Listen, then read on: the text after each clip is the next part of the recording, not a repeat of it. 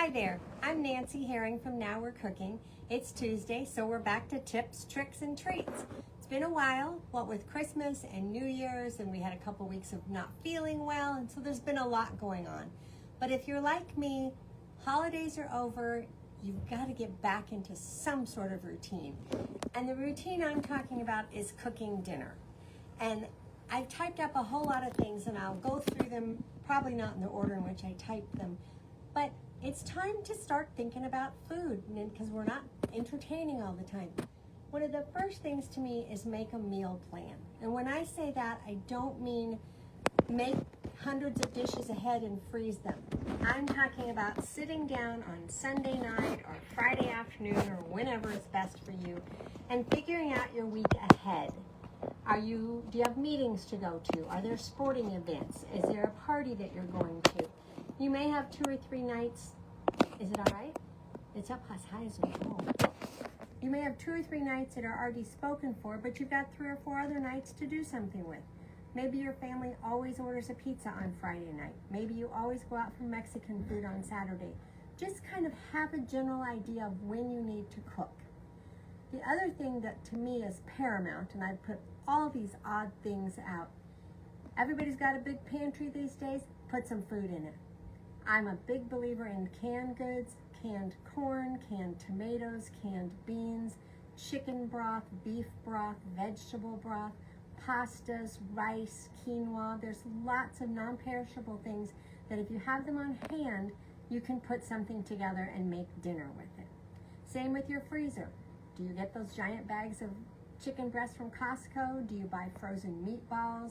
Do you buy sausages, that kielbasa, or anything like that that you may keep on hand? In your fridge, I keep almost always potatoes and onions and carrots. I keep a lot of vegetables for salad and things, but cooking vegetables, I've almost always got something like that. We were laughing and we said, hey, flour tortillas and cheese and you can make a quesadilla. There's just a lot of things to do. Another thing is dust a cookbook off your shelf or look at a new cookbook. The internet is wonderful, but you can just slide down that rabbit hole and never find a recipe that you're looking for because there's so many options. So flip through a cookbook, flip through a cooking magazine and say, hey, that sounds pretty good. I might be able to recreate that. Try a new spice. If you're locked into lemon pepper and garlic powder and that's it, try something new. We've got a lot of blends that are already done for you. There's an Italian blend, a Mexican blend, there's a Greek blend, there's 6 seasonings and chili blend from Anna at Santa Fe Seasons that give you a lot of options. So if you don't have a wide and varied spice rack, you can get a couple of things like this and add to it. I'm trying to think. There was a couple, if you've got a pressure cooker, if you've got an Instapot, if you've got a slow cooker, and you haven't used it in a long time, get them out and put it together. The wonderful thing about a slow cooker is you put it in there and you forget about it all day long.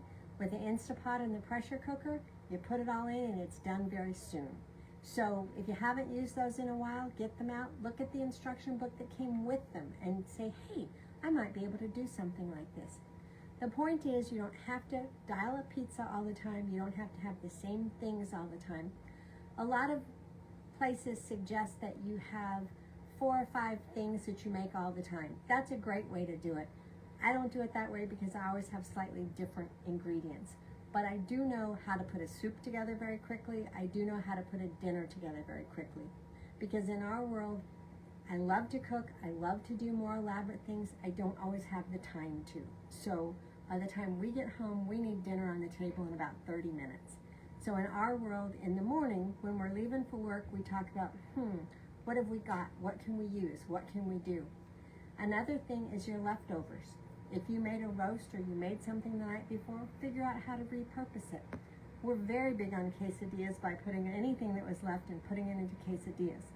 Lettuce wraps are another one we do a lot. Maybe we grilled some chicken and we've got carrots and we've got radishes and we've got lettuce and we've got peanut sauce and we'll put together a quick lettuce wrap.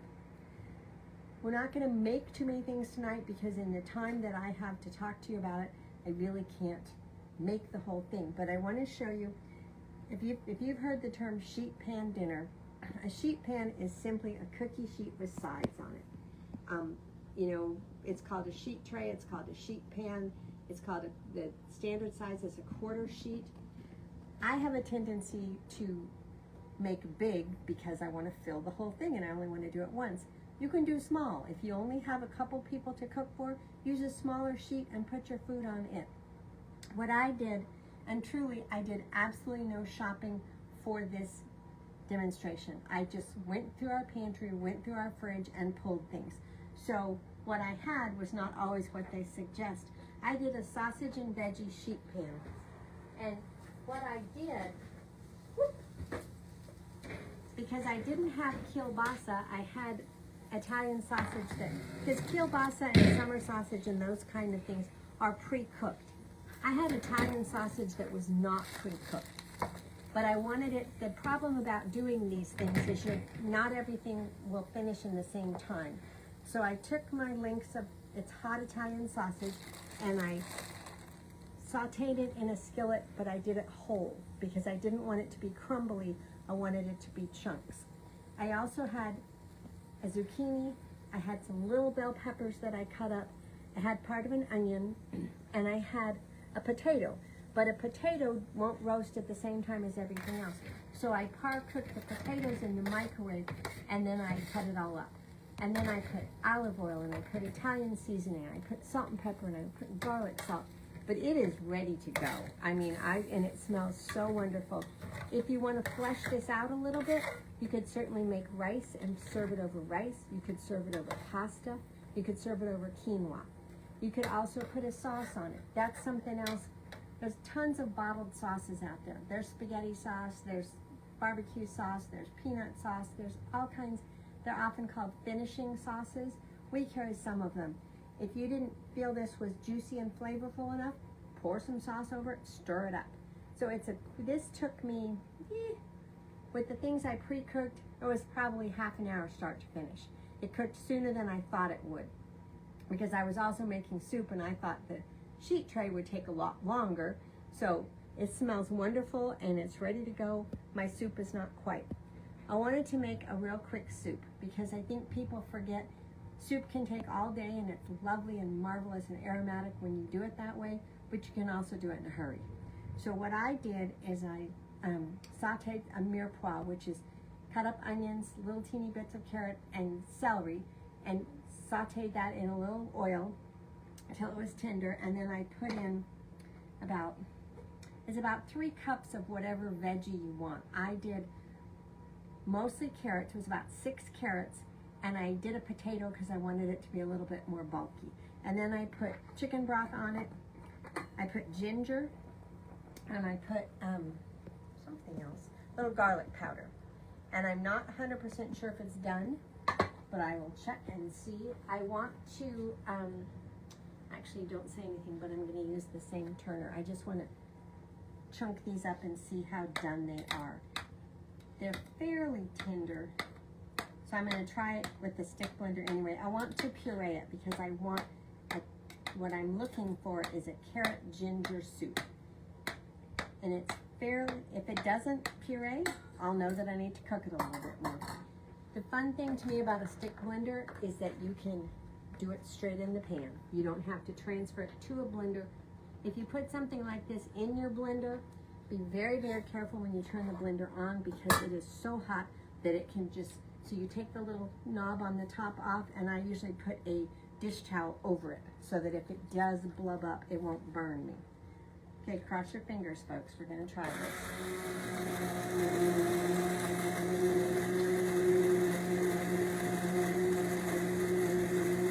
Let's get there. You can do cream of pretty much anything. Potato, tomato, any of that. Mushrooms, spinach. I have a friend who, when she buys bags of spinach, if she doesn't use them all, she makes a small batch of cream of spinach soup doing this same technique. And if you want a different way to increase your vegetable intake, this is great. So it's getting there.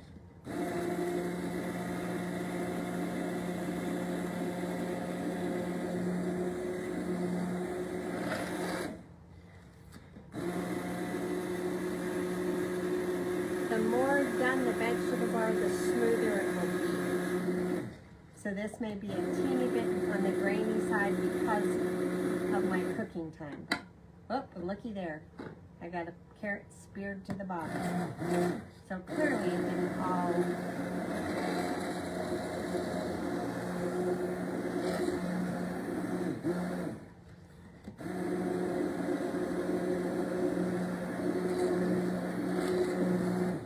This is a new adventure for me because I tend to make large quantities of soup and then we eat it and eat it and eat it. But it's like, well, if you use a smaller pan, then you can't make as much soup. So this is a 4-quart saucepan, so I probably only have 2 quarts of soup, which will be just perfect for tonight and maybe tomorrow. I like it. It needs a little bit more salt and pepper, and I used ginger, but I think I want to put a little bit of cinnamon, if I can find it. I had it out. Hold on a sec.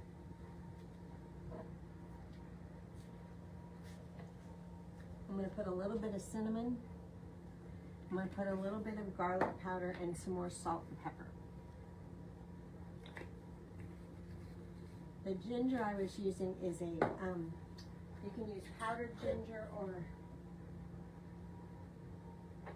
ginger in a jar. And I usually have this for sale. I think I'm out right now. But there's also ginger juice. It's, sometimes you don't want to have a whole knob of ginger knocking around because it tends to go to the dark side before you're finished with it. So this is a way to get that marvelous flavor. And then I would eat it just like this. Matthew would put it in his bowl and then he would take some heavy cream and drizzle heavy cream on top of it, which is also a great way to do it. I just usually don't want any extra cream. So my point today is to get you thinking about cooking again, getting you thinking about, gosh, there's no more holidays in the middle of the week. I've got to get on a routine and figure out a way that you and your family can make dinner.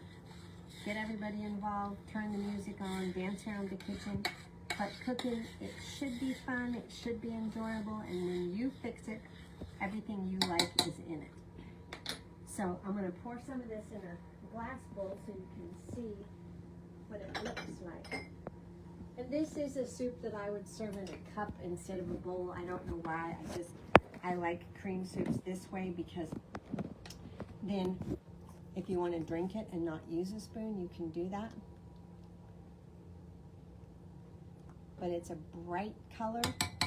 And as I say, Matthew would go ahead and put cream on top of it. I would just do that. If you wanted to gild the lily, you could put a teeny little bit of chives or green onions on the top of it. But make a plan, figure out your appliances, look through those cookbooks, see what you already have in your pantry and in your freezer and in your fridge, and fix dinner. If you need any help with that, Now We're Cooking is open Monday through Saturday from 11 to 4. We'd love to help you out. We'd love to have you come in and see what you didn't get for Christmas and see if there's anything you still need. So we're back in the saddle again, back to cooking again for the new year. Hope we'll see you again soon. Thank you for watching. Bye now.